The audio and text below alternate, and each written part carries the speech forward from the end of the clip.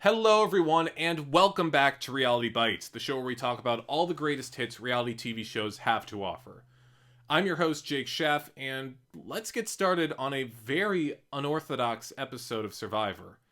Certainly one of the strangest ones I've seen in a very long time.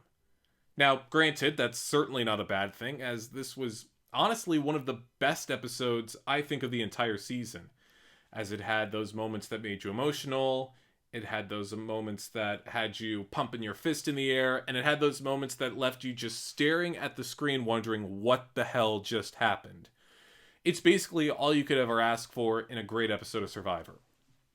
But before we delve into it, just a couple things I wanted to wanted to mention or clear up or just get out of the way.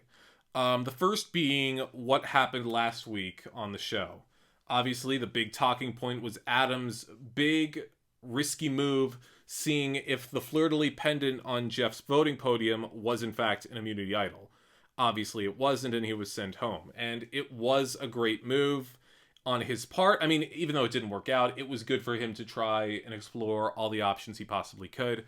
But the thing is, this has been something that has been done before in foreign versions of Survivor, and that's where Adam got the idea from. It turns out that in the South African version of Survivor, like 3 or 4 years ago, a contestant found an immunity idol at Tribal Council, took it out, played it, and was deemed safe for the night. So, and I feel like I had heard of that before. I wasn't sure, but it sounded familiar, which was another reason why I thought Adam's idea wasn't so far-fetched. So that's where Adam thought of his plan from, and that's why he was so sure that it was possible. And one of the big questions people asked Jeff Probst after this episode aired was, now that Adam tried to find an immunity idol at Tribal Council, are you going to start doing that? Are you going to start hiding idols at Tribal Council for contestants to find? And it sounds like that's going to remain something that will not be explored, at least for the time being. Because Jeff explained that the problem with hiding immunity idols at Tribal Council is the fact that everyone could go nuts at some point trying to find it, and then it just turns into tearing the entire set to shreds. And he doesn't want that. He wants it to remain intact. He wants to make sure everything is set and everything stays set for the entire game. So he said that's probably not something they were going to explore yet, but that if they do, they would make it very obvious in Tribal Council where the idol would be. So I just wanted to throw that out there real quick.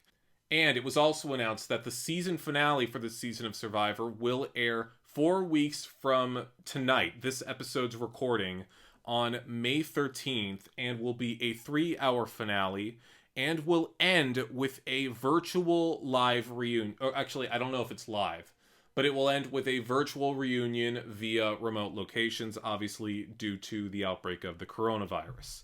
So I was very curious as to how something like that was going to be handled, given that we're still stuck in lockdown as this game is going on. So it might be a little strange seeing Jeff read the votes from his home and everyone watching carefully from their own screen, seeing if they won or not. But it's still going to be the classic feeling we all know and love of someone watching Jeff read the votes and then finding out that they're $1 million richer. Or in this case, $2 million richer. So I'm not too worried about it. So in 4 weeks, we will have our $2 million winner. But that's not for a while. Let's talk about right now. Let's talk about what we just watched on this episode of Survivor, episode 10 of season 40, The Full Circle. So, it seems like the whole gameplay and the immunity challenge was entirely focused to the second portion of the episode, the second half of the episode. Because the first half was devoted to something entirely different. And that's love. Obviously, one of the staples of Survivor we've seen throughout the years is the loved one visit. But this one's a bit different for a multitude of reasons. First of all, this is taking place on day 24, making this, I believe, to my knowledge, the earliest Survivor loved one visit. They've only been out there 3.5 weeks. Usually the loved one visit doesn't happen until like day 30, 31, something like that. So I was a little surprised to see them bring something like this out this early. But I certainly wasn't going to complain. I love this part of the show, and the more people who get to experience it, the better. And there was another bit of a twist with this loved one visit in that it wasn't just one person coming out to see their survivors. This time it was entire families, husbands, wives, children, basically everyone you would ever want to see coming around that corner to see you playing this game. Everyone you've wanted to see for weeks is right there in front of you. And it was honestly beautiful. And basically, the big reason as to why Survivor allowed this loved one visit, this very unorthodox loved one visit to occur, is basically thanks to Tyson.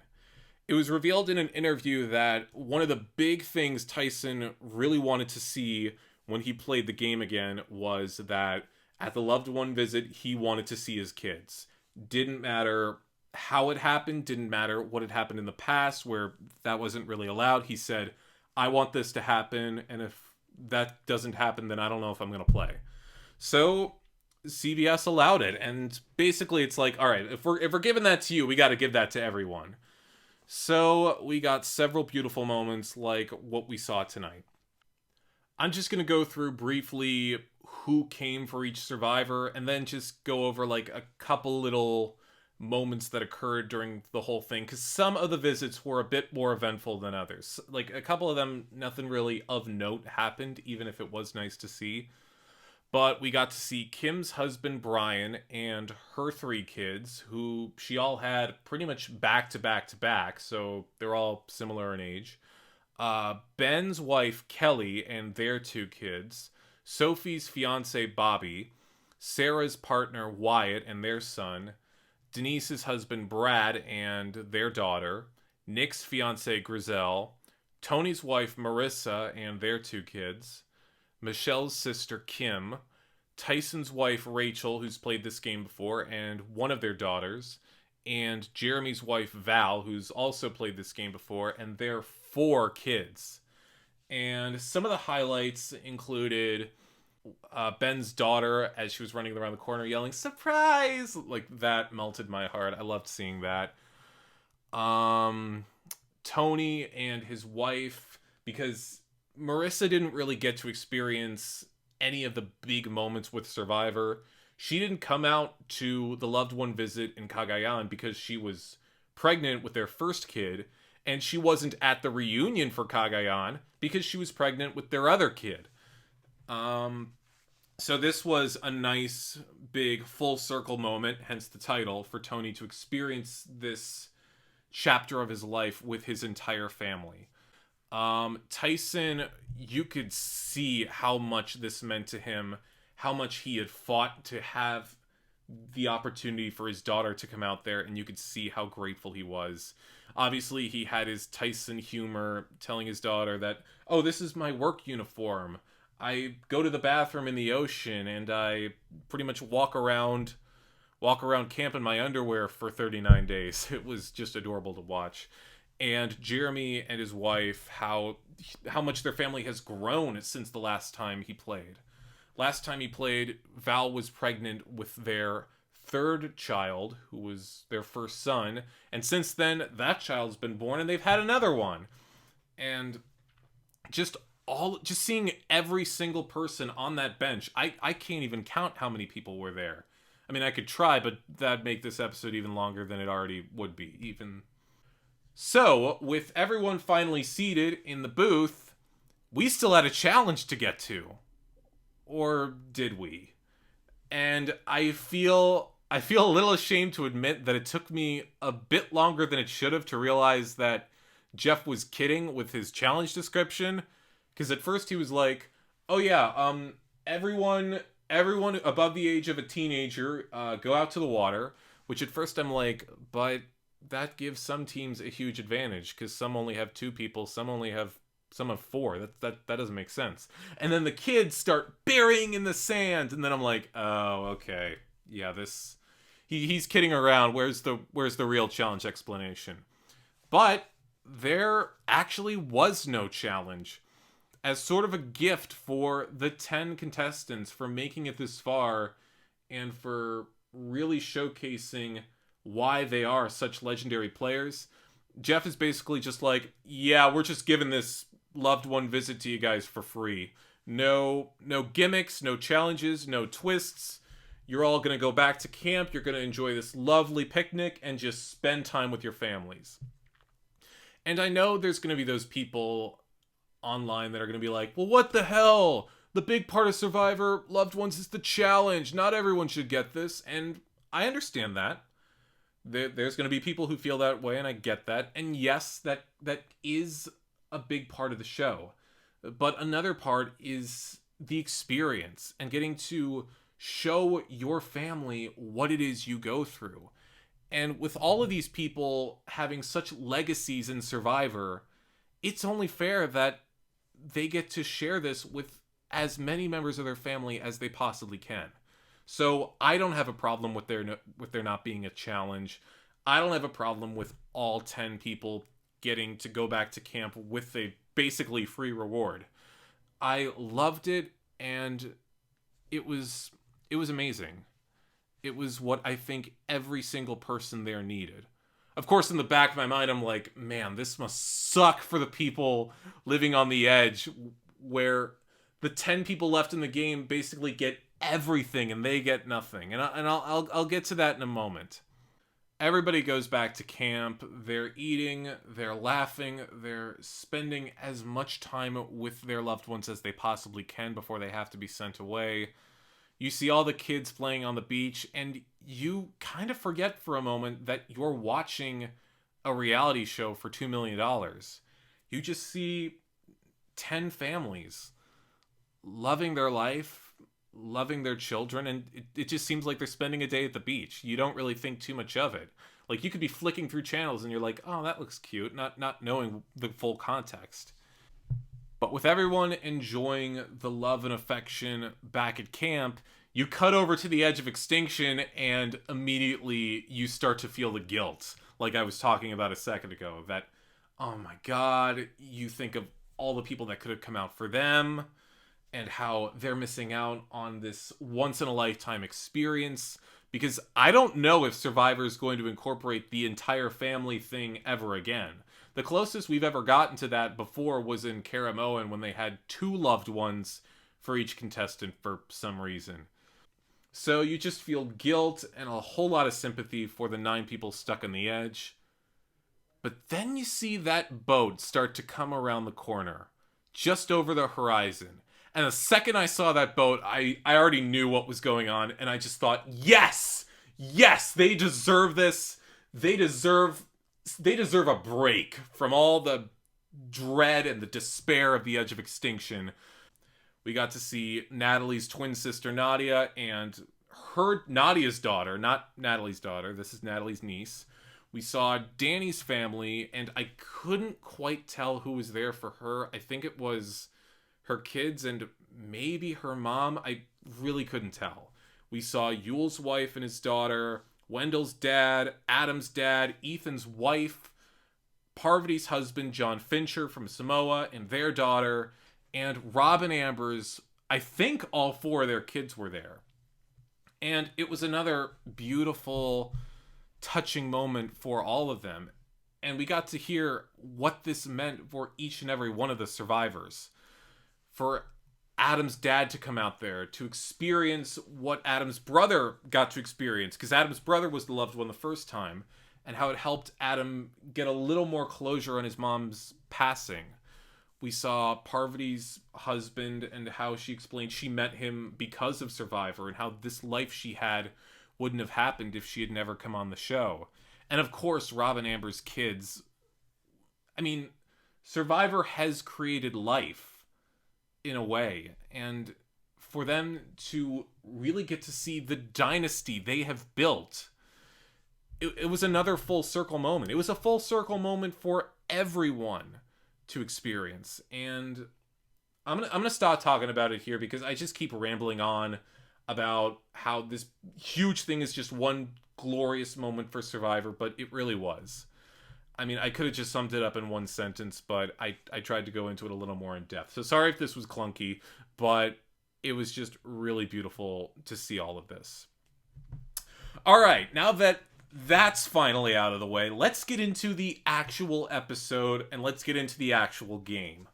So we start off with the immunity challenge. So Kim gives back the immunity necklace, and I actually just found out that, like I said last week, Kim had won her 5th immunity challenge. Kim now has set a record for the most immunity challenges in their Survivor career ever set by a woman.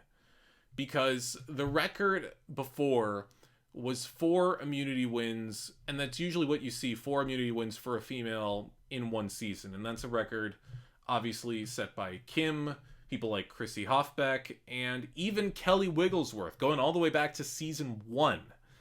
And Kim is finally the first woman to have ever achieved win number 5, and kudos to her. That is an incredible accomplishment.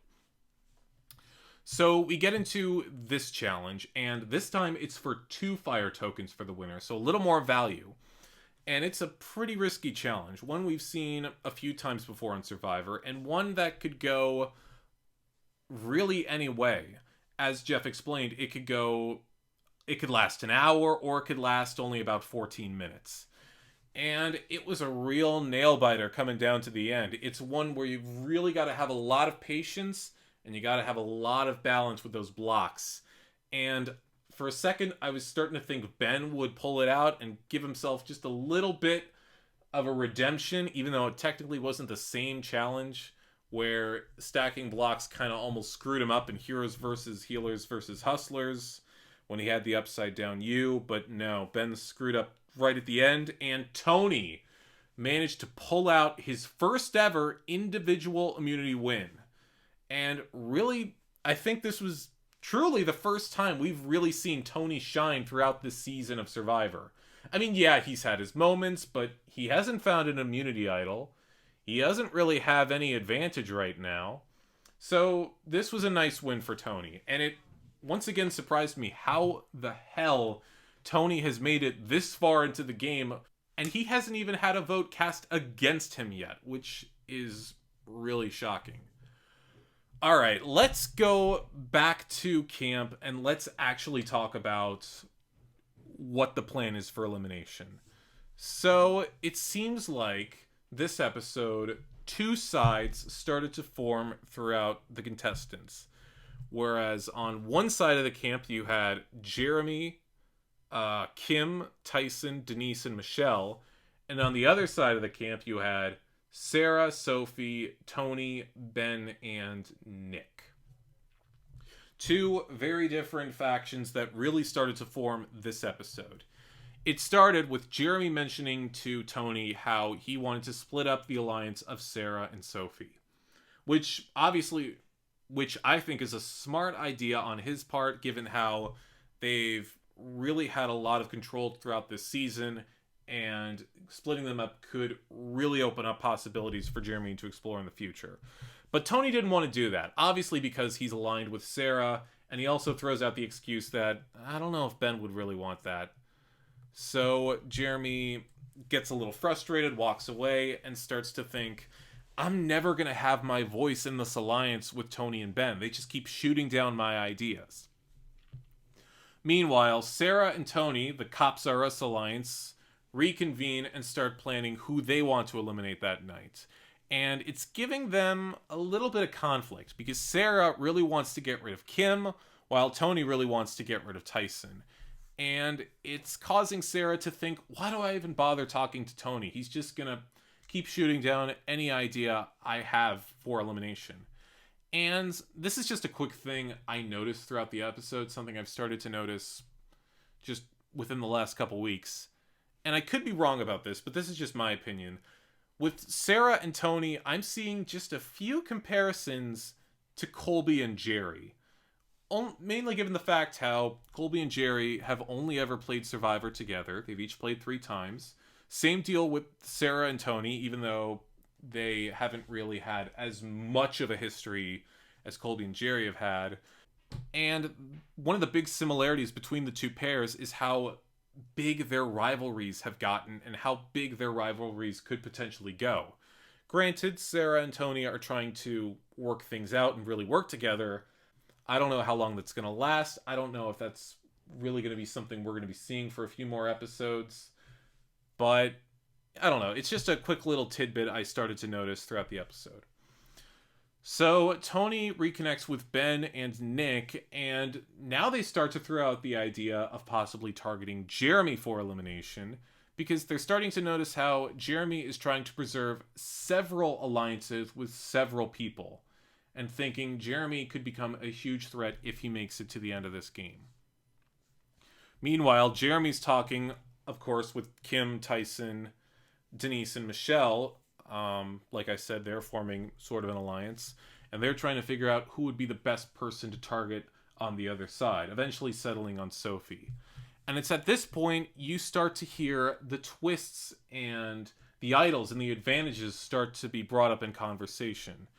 Kim's immunity idol, Sarah's steal a vote, and Jeremy's weird leave tribal power. I still don't know how to properly phrase it.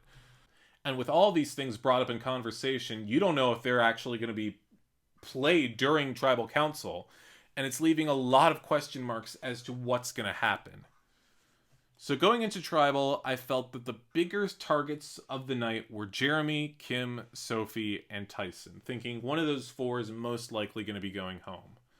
The whispering starts right away at tribal. Doesn't even seem like there's any warning. It just happens basically as soon as they sit down. It's what Jeff Probst has called survivor insanity, and it's just giving me so many more questions as to what's going to happen. Everyone sits down, everyone settles. I'm thinking the two alliances are still set with their plans, and Jeff asks if anyone wants to play anything and says it's time to vote. And both Jeremy and Sarah say that they want to play something pretty much at the same time, and they try to egg each other on, see if they can get the other person to play their advantage first, or see if they can get them to not play it. This doesn't work for Jeremy, and he stands up and plays his leave tribal advantage. And there's pros and cons to this power that come into play tonight. Obviously, Jeremy was the target of the other alliance, so by using this advantage, he saves his own ass, goes back to camp, and this leaves Ben, Tony, Sophie, Sarah, and Nick scrambling to think of another idea. But at the same time, Jeremy leaving puts his alliance at a big numbers disadvantage, 5-4. Granted, they still have Kim's idol if played correctly, but he's taking a huge risk making this move. And with how Tribal Council ultimately worked out for the night, I don't think it really mattered to. I mean, Jeremy saved his own ass, because if Jeremy hadn't played that advantage, I think he would have gone home. But in the long run, he didn't do himself any favors. He gave himself a short-term solution, but he's got a bit of an uphill battle right now. I don't know. So once Jeremy leaves, everyone starts talking again, trying to figure out what their next game plan is. And Sarah decides to use her steal a vote advantage anyway, and decides to steal Denise's vote. So this now gives her side yet another vote over the other alliance, which leaves Kim wondering who to possibly play her immunity idol on.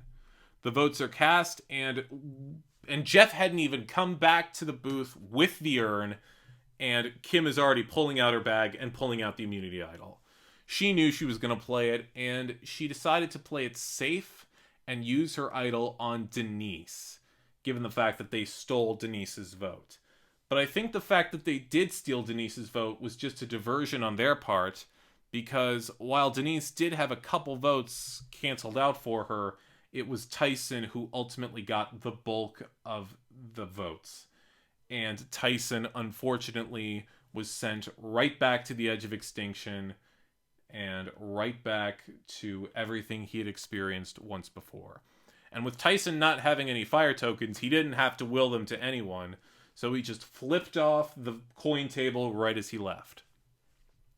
So, with Tyson going home, which, granted, I think was a smart move on Sarah's alliance's part, as Tyson, I would say was the biggest threat of that alliance, given the fact that Jeremy was suddenly safe.